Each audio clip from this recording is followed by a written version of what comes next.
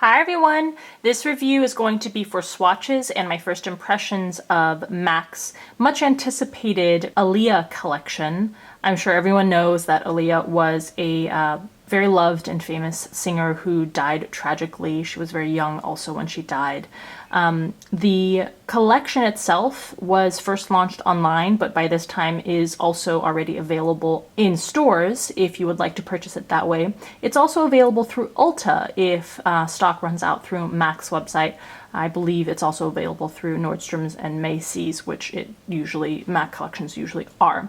So as always, I will do written reviews with photos of swatches of most of these products on the website to give you a more detailed insight into how they perform, and in particular how the lip products apply and look on the lips. In this video, I will swatch all of the products for you to give you a first impression, and in particular to give you a very accurate view of what the colors look like. Please make sure that you're subscribed to the channel if you have not been subscribed already to not miss out on videos like this, but also to be eligible for giveaways that run on this channel pretty consistently. All right, without further delay, let's get looking into MAC's Aaliyah collection. So as you can see, the packaging for this collection is this really deep kind of maroon shade, and the surface of the compacts are a metallic kind of chrome finish. Let's start out by swatching the bronzing powder. This retails for $28. The description by MAC says this is a subtly tinted powder in a pure golden shade with soft pearl that gives skin sheer natural color effects and highlights. This is what the shade looks like. The pan has Aaliyah's signature embossed on the pan, and the shade is called Baby Girl. All right, so I am swatching this with an angled powder brush over skin that has been primed. It has a layer of moisture and some translucent powder on top. So this shade, Baby Girl, is supposed to be a pure golden with soft pearl. Okay, and here next to this one layered swatch, I'm applying 2 layers of the product so you can see a comparison. Okay, and then here I'm adding a 3rd layer. This seems to be the kind of powder that doesn't really want to adhere very well to the skin. You can build it up, and in any case it has a very subtle effect. The gold shimmer particles are very plentiful in the pan, but they don't stay on the skin very well. In fact, this here where I've built it up, I see almost no shimmer particles left after building a 3rd layer on there. All right, and as I usually do, here is, ugh, I have never seen a finger swatch of a powder that goes on so poorly when applied with a heavy swatch. Okay, I'm gonna try to apply a 2nd layer. That is so bizarre. It has a formula that seems almost like it's, what's the word? It doesn't like oil or any sort of moisture. Usually a powder becomes more pigmented and vibrant when there's just a little bit of oil on the skin or moisture for it to adhere to and get saturated with, but this one is so weird. It's just like doesn't want to stay on the skin. So there's 1 layer. You can probably barely see it there. In the middle is 2 layers applied, and then kind of finally with 3 layers applied you start to get color and a finish. It's a slight sheen, but there's no really discernible shimmer.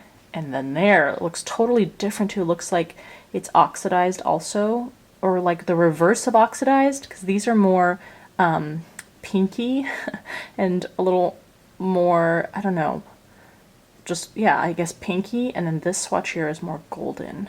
All right, next up, let's swatch the 9 Pan eyeshadow palette.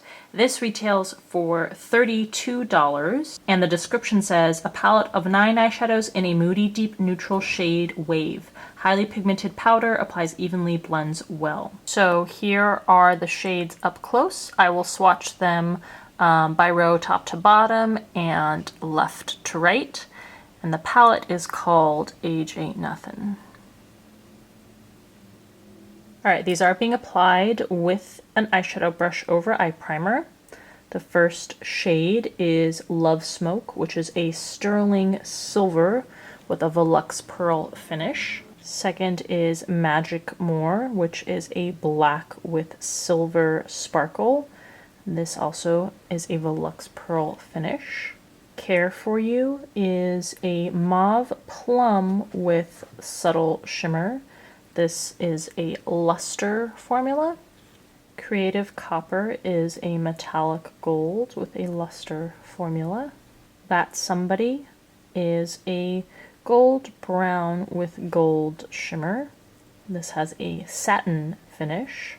Princess of Soul is a muted golden brown. And this is a matte formula shade. Deception. This is a cool medium brown with a frost formula. Ginger Snap is a muted pinky coral with a frost formula. And Dance in the Dark is a deep cool brown with a matte formula. Alright, here's the Age Ain't Nothin' eyeshadow palette shades. I'm actually really impressed by all of these shadows, with the exception of Deception, this shade, which goes on really flaky, really gritty, definitely not a quality shade. But the other ones, even the matte formula ones, go on very smoothly, great pigmentation. And you also get 2 lip pencils in the collection. These retail for $18 each. The shade on the left is Nevermore, and the shade on the right is Follow Your Heart. Nevermore is... Max says this is a pure black. This looks like a brown shade to me. And then Follow Your Heart is a vivid, bright, blue-based red. Yeah, you see, that's definitely like a brownish shade, almost like a plum tinted brown color. All right, next up we have 4 lip glosses. These retail for $17.50 each. These are supposed to create a high gloss, glass-like finish or a subtle sheen. The shade is Brooklyn Born, Lily's Motor City, At Your Best You Are, and 1 in a Million. Brooklyn Born is a sheer nude with pearl.